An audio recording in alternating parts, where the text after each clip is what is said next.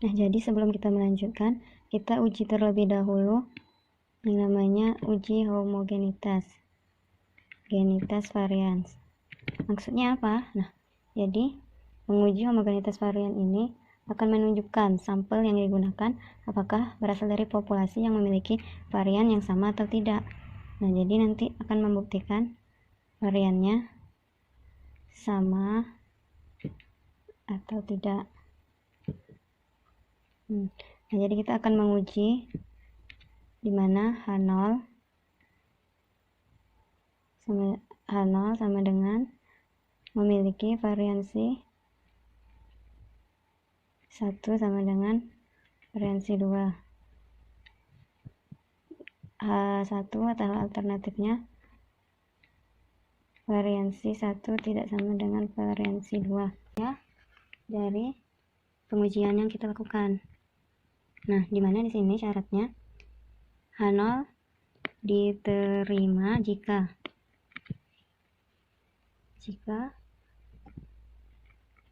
F alpha dimana V1 F alpha V1 V2 lebih dari nilai F hitung.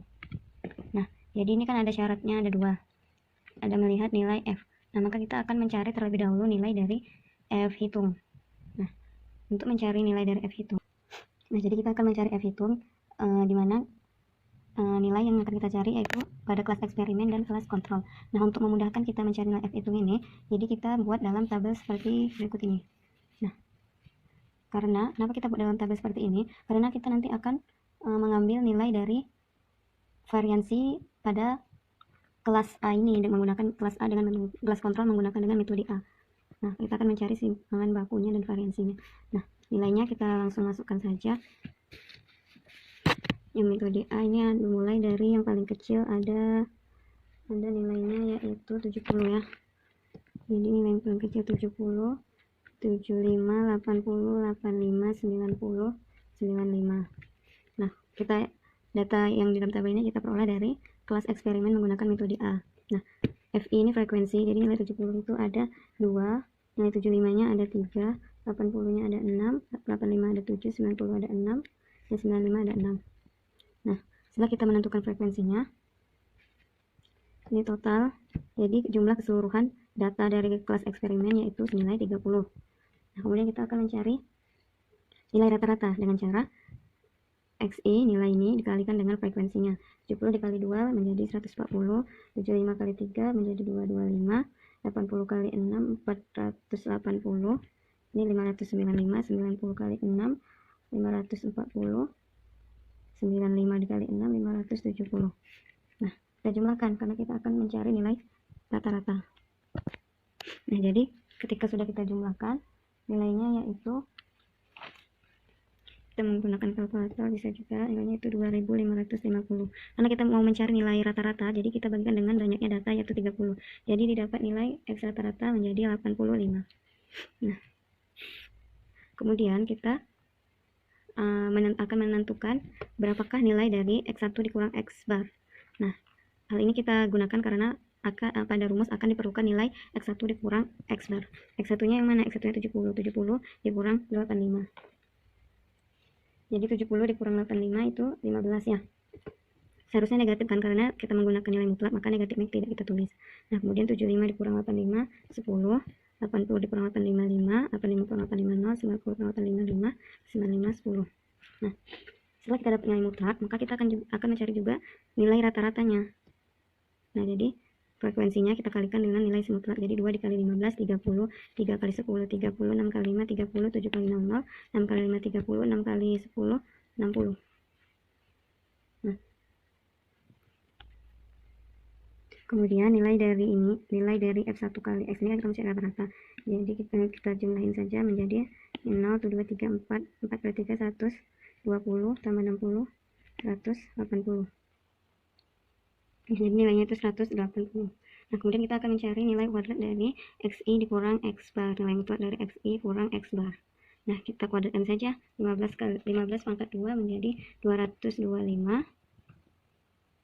155, 10 pangkat 10 jadi 100, 25, 0, 25, 100. Kemudian kita akan mencari nilai sigmanya. Sigma dari FI dikalikan dengan nilai mutlak kuadratnya. FI nya 2 dikalikan dengan 225 menjadi 450. 300, 6 kali 2 5, 150, 7 kali 0 0, 6 kali 2 5, 150, 6 kali 100 600. Nah, untuk lebih mudahnya di rumus nanti kita jumlahkan saja. Kita jumlahkan hasilnya menjadi 1650. Nah, ketika tabelnya sudah selesai, maka kita masuk rumusnya, rumus simpangan bakunya. Nah, ini simbolnya, rumusnya itu akar sigma I sama dengan N sampai dengan I sama dengan 1 sampai dengan N.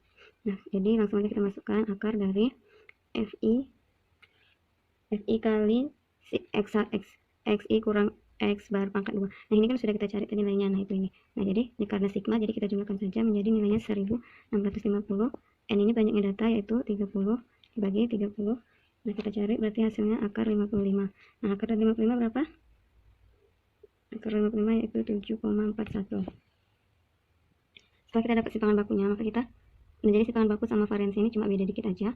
Nah, kalau variansi dia simbolnya kuadrat. Kalau simpangan baku tidak ada kuadratnya. Nah, nilai dari FI kali XI kurang X bar kan udah kita ketahui ya, 1650 dibagi dengan banyak data yaitu 30 sama dengan 55. Nah, ketika kita akan melakukan hal yang sama pada kelas kontrol metode B. Nah, kita akan mencari simpangan baku dan variansinya. Nah, jadi pada metode B kali XI kurang X bar kuadrat. Nah, tadi kan sudah kita cari tuh yang kuadrat, yaitu ini ya, ini kuadrat, nilainya itu sudah kita total, sudah kita jumlahkan, yaitu 1865,13 per 30 sama dengan akar 62,17 ya, 62,17.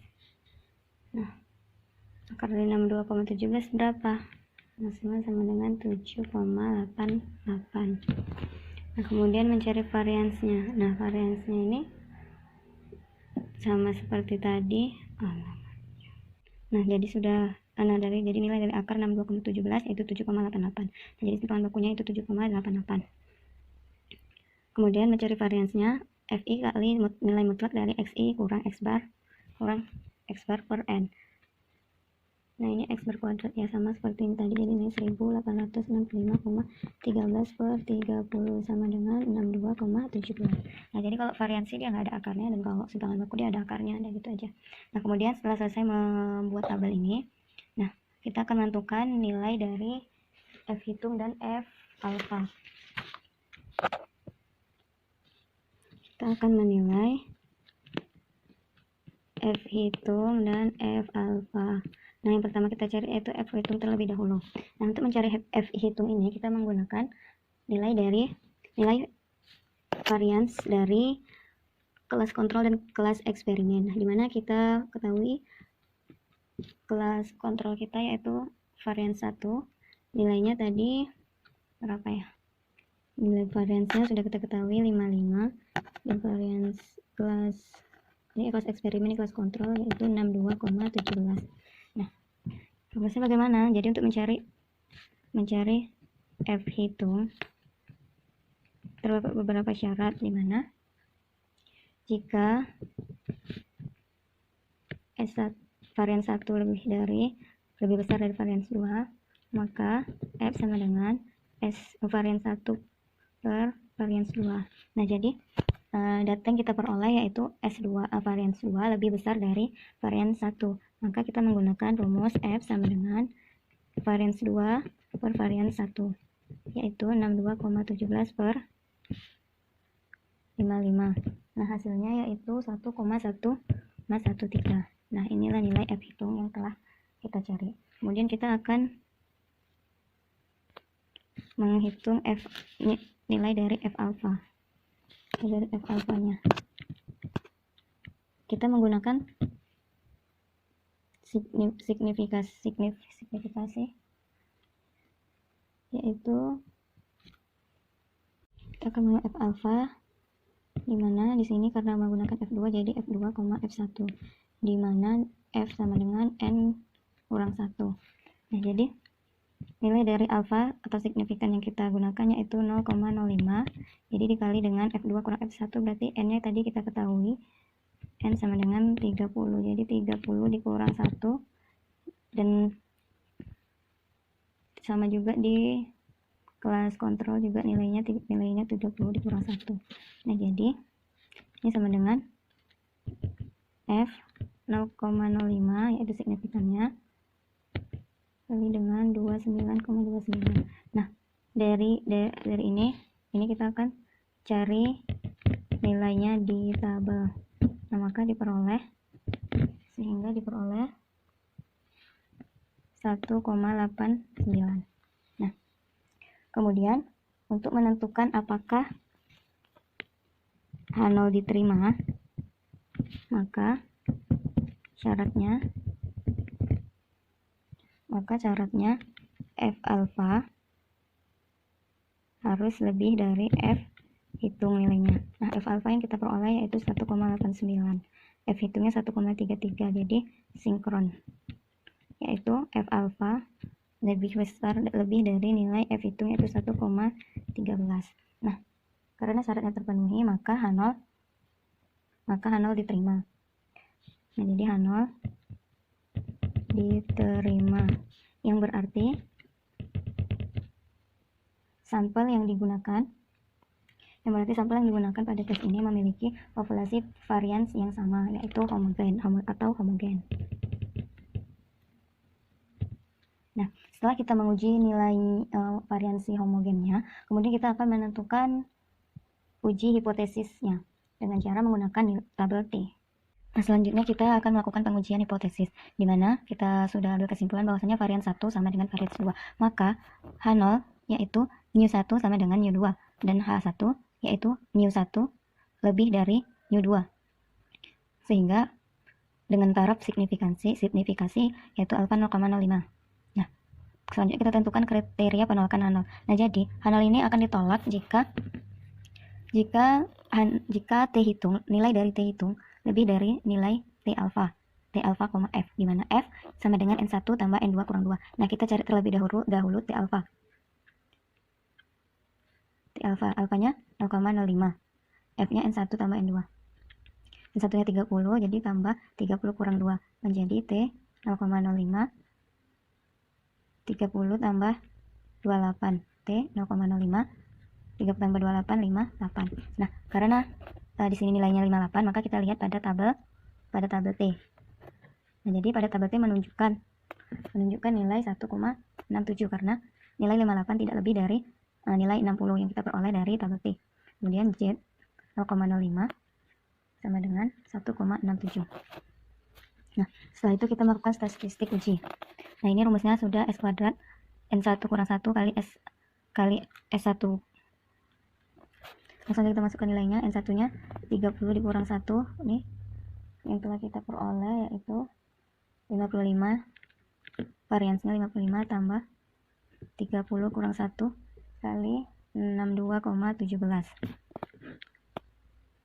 Sini sudah kita cari tadi hasilnya 58 ya, langsung saja 58, jadi sama dengan 29 kali 55 ditambah 29 kali 62,17 per 58 sama dengan 1000, ini hasilnya 1595 ditambah dengan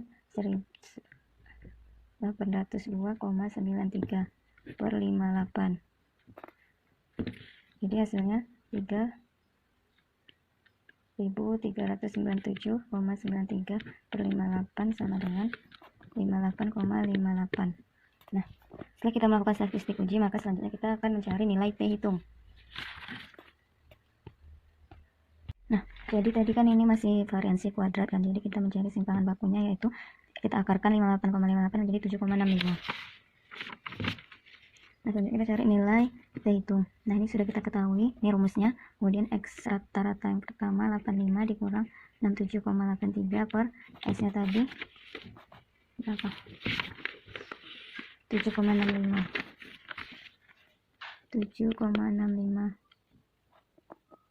kali akar 1 per 30 tambah 1 per 30 sama dengan 8 kurang 67, 17,17 per 7,65 akar 1/30, yaitu, jadi akar dari 1/30 tambah 1/30 yaitu 1/60.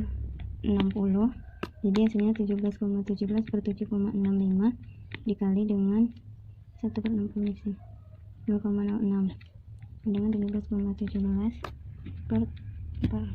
Nah, jadi hasilnya 7,65 kali 0,06 yaitu 1,83. 17,17 dibagi 1,83 sama 938. Nah, jadi nilai T 9,38. Nah, karena syaratnya T hitung lebih dari T alfa, maka kita coba lihat T hitungnya 9,38, apakah lebih besar dari T alfanya 1,67, ya berarti benar, sehingga H0 ditolak dan H1 diterima, sehingga kesimpulannya